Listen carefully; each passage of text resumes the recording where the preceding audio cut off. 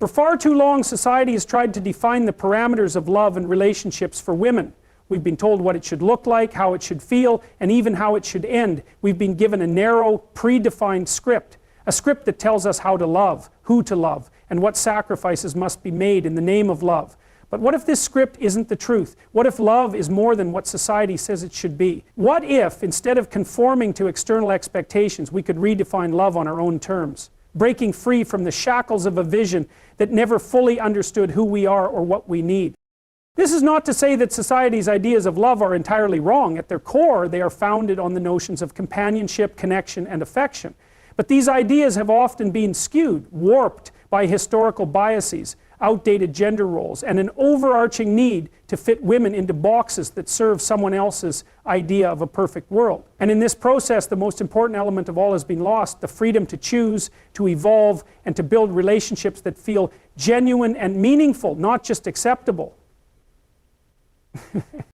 You see, when we follow societal expectations, we lose our authenticity. We are not free to explore relationships that resonate with our true selves. Instead, we find ourselves chasing an ideal that in many cases is not our own. This ideal might look good on paper, a picture-perfect relationship full of romance, stability, and predictability. But in reality, it often comes at the cost of our individuality, our desires, and our dreams. Relationships defined by the expectations of others can leave us feeling hollow, drained, and disconnected, not from others, but from ourselves. As my son is taking his place at League again this summer, it seems appropriate to define the meaning of that which we are afraid of. This isn't love, this is performance. This is the act of trying to fit into someone else's mold, to live up to someone else's standards, all the while ignoring the voice inside us that says, there is more to me than this. And the truth is, women need more than what society tells them they need. We need more than a checklist of requirements for what makes a relationship successful or a partner worthy. We need space to define love on our own terms, to create relationships that honor our individuality, our unique needs, and our personal growth. The world has taught us to see love through a lens of sacrifice and compromise, a lens that often assumes that women's happiness is secondary to the happiness of others. This narrative suggests that women must endure, suppress their needs, and give in to the desires of others in order to be loved. But love is not about sacrifice at the expense of your happiness. True love is about partnership, about two people choosing each other every day, about growing together without losing themselves in the process.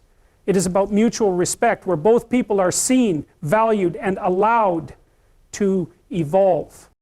When we let go of societal expectations, we reclaim the power to choose how we experience love. We begin to understand that love is not something we must sacrifice ourselves for, but something we build together with someone who sees us for who we truly are. This process starts by acknowledging our own worth, our own desires, and our own needs. When we know who we are, we can engage in relationships that are authentic and empowering. Relationships where we stand as equals, where our voices are heard, and where our contributions are valued. The beauty of challenging these societal expectations lies in the freedom it offers. Imagine a world where women are no longer burdened by the pressure to conform, where they can embrace their strength, their independence, and their dreams within a relationship. Imagine a world where relationships are not about fulfilling roles or checking boxes, but about creating a shared life that honors each person's journey. In such a world, love becomes a sanctuary, a place where both people can grow, evolve, and contribute as their best selves. The modern love letter reflects the question we must ask is, how do we begin to redefine love in this way? The first step is to challenge the narratives we've internalized. We must question what we have been taught about relationships and begin to see them not as obligations or burdens, but as opportunities for growth, connection, and mutual support. We must recognize that relationships are not a one-size-fits-all experience. What works for one person may not work for another, and that's okay. Love is not about finding the perfect formula. It's about building something that feels right, something that works for both people, where both are free to express themselves fully. So as you explore this involved with that couple, let go of right and wrong. In this redefined vision of love, women are not defined by their relationships. They are not seen as half of a whole, but as complete individuals who choose to share their lives with another, not because they have to, but because they want to. Relationships in this sense become partnerships. Two people walking alongside one another, not in pursuit of perfection, but in pursuit of something deeper. They become a space for each person to grow, to be challenged, and to evolve. To redefine love, we must also embrace vulnerability, the courage to be seen for who we truly are. Society often tells us to hide our imperfections, to be put together, to avoid showing weakness. But real love, the kind of love that allows us to thrive, requires the courage to be imperfect, to show up with all our flaws, to reveal our vulnerabilities, and to trust that we will be accepted. It is in this acceptance, in this mutual vulnerability, that the deepest connections are formed. It's important to note that redefining love does not mean rejecting traditional values entirely. It does not mean abandoning the desire for connection or stability. Rather, it's about infusing these values with authenticity and agency. It's about creating a space where love is not bound by the limitations of what society has dictated, but shaped by the desires and aspirations of both individuals involved. The heart of this shift lies in recognizing that love, at its core, is not about fulfilling external expectations. It's about fulfilling the internal need to be seen, to be understood, and to grow alongside another person who respects your autonomy and encourages your development. When love is defined on your own terms, it becomes a journey, not a destination. A journey that allows both partners to explore the depth of who they are and who they are becoming. If we want to see a new kind of relationship, one where both people are empowered to grow and evolve together, we must begin by challenging the societal narratives that hold us back. We must embrace our individuality, let go of the constraints that limit us, and create a love that is free, authentic, and true. Only then can we build relationships that not only withstand the test of time, but also nourish the soul and inspire us to become the best versions of ourselves. In the end, redefining love is not just about rejecting outdated norms. It's about accepting ourselves, embracing our flaws and strengths, and giving ourselves permission to build relationships that reflect who we truly are. It's about creating a love that isn't bound by society's narrow vision, but liberated by the full spectrum of human experience, where both people can stand as equals, free to grow, evolve, and thrive. This is the love that is worth pursuing. This is the love that changes everything. This speech offers a deep exploration of the topic, with an emphasis on challenging societal expectations, empowerment, and authenticity in relationships. Let me know if you'd like any adjustments. For centuries, society has set the standards by which we are supposed to live. It has defined the roles we should play, the paths we should take, and most profoundly, the kind of relationships we are expected to have. And while these expectations may appear harmless on the surface, they have a deep, often silent cost. A cost that many women feel, though they may not always recognize its source. This cost is the strain that comes from conformity, the toll it takes on our mental, emotional, and spiritual well-being as we try to live up to the unrealistic ideals that society has constructed for us. The question we must ask ourselves is, at what price do we seek acceptance, approval, and love from a world that demands so much of us, but gives so little in return? From the moment we are born, society begins to shape us. It imposes a script, one that tells us what we should do, who we should be, and what we should want. We are told that to be loved, to be valuable, we must fit within these rigid boundaries. We are told that we must sacrifice our personal desires, ambitions, and even our well-being for the sake of others, whether that's the pursuit of an idealized partner, the perfect family, or a life that looks perfect on paper. These societal demands come with the promise of belonging, of being accepted into the fold of what is normal. And yet, this promise is a lie. The more we conform, the more we lose touch with ourselves, with who we truly are and what we truly need. The cost of conformity is not always immediately visible. It is not something you can touch or see. It is felt in the small, subtle ways that our lives become constrained, in the small sacrifices we make to fit into a mold that is not our own. Over time, these sacrifices accumulate, and we begin to feel the strain. We begin to feel as if we are living someone else's life, one dictated by a set of rules that have little to do with who we are at our core. We become disconnected from our desires, from our dreams, and most dangerously, from our sense of self-worth. The pressure to conform is especially pronounced in relationships.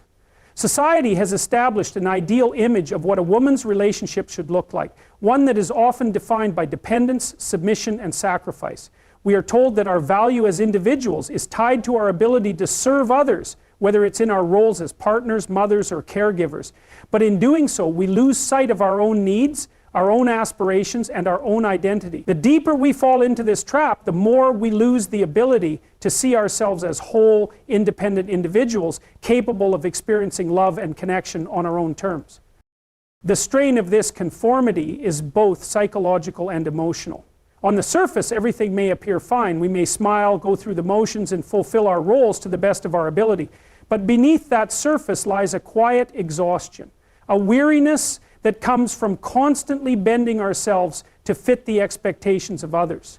It is a kind of emotional depletion where the energy we spend trying to meet these standards leaves little room for us to care for ourselves, to pursue our own passions, or to invest in our own happiness. The emotional cost of conformity is real, and it manifests in many ways. It can be seen in the relationships that no longer feel fulfilling, in the unspoken resentment that builds as we give more than we have to give. It can be seen in the constant comparison to others, the belief that we are not enough unless we are constantly meeting external standards, and most tragically, it can be seen in the loss of self-esteem, the gradual erosion of our sense of worth as we tie our value to external validation instead of internal fulfillment. In the end, conformity only breeds frustration. The more we try to meet the world's demands, the more we lose touch with our true selves. We begin to feel as though we are living a lie, that we are playing a part in a play that was never written for us. And the truth is, this kind of life cannot bring lasting happiness. You cannot build a fulfilling, meaningful relationship if you are not first in a fulfilling, meaningful relationship with yourself. And this is perfectly true. You cannot build a fulfilling, meaningful relationship with yourself. You cannot give love if you do not love yourself. And you cannot find peace if you are constantly running in the direction that others have set for you, rather than the direction that speaks to your heart. The cost of conformity extends beyond the individual, affecting every aspect of our relationships. When we conform to the roles society has given us, we often end up with relationships that are one-sided, where one person gives and the other takes, where one person's needs are always prioritized at the expense of the other. This imbalance leads to resentment, to feelings of being trapped, and to relationships that ultimately become unfulfilling. And the longer we stay in these patterns, the harder it becomes to break free. But here is the good news. Breaking free from the grip of societal expectations is not only possible, it is necessary. The key to healing from the strain of conformity is to reclaim our individuality, to rediscover who we are beneath the layers of expectation. This process begins with acknowledging the pain, the exhaustion, and the frustration that come from living someone else's life. Requires us to be brave enough to question the rules, to challenge the assumptions that have been passed down to us, and to embrace the truth of our own hearts. It requires the courage to stop pretending, to stop fitting ourselves into a mold that was never meant for us. Reclaiming our sense of self is not an easy process. It requires deep introspection, courage, and a willingness to be vulnerable. But in doing so, we can begin to build relationships that are authentic, that are grounded in mutual respect, and that allow both people to grow and evolve as individuals. We can begin to find partners who see us for who we truly are, who celebrate our individuality, and who support our personal growth. And we can finally let go of the false belief that we must conform in order to be loved, accepted, or worthy. When we release the pressure to conform, we open the door to a new kind of love, a love that is not based on external standards, but on internal alignment. We discover the power of building relationships that honor our individuality, where both people stand as equals, each bringing their whole self to the relationship. This is the kind of love that nourishes the soul, that encourages growth, and that creates space for both people to thrive. The cost of conformity is steep, but the reward of embracing your true self is worth it. When you stop trying to meet the world's expectations, you free yourself to create relationships that are truly fulfilling, where love is not a performance but a shared journey. It is in this freedom that we find the kind of love that transcends societal norms, the kind of love that allows us to be who we are and still be accepted, cherished, and valued. This speech addresses the psychological and emotional cost of conformity in relationships and emphasizes the importance of authenticity. It draws on the notion of reclaiming personal identity and building healthier relationships. Let me know if you need further adjustments.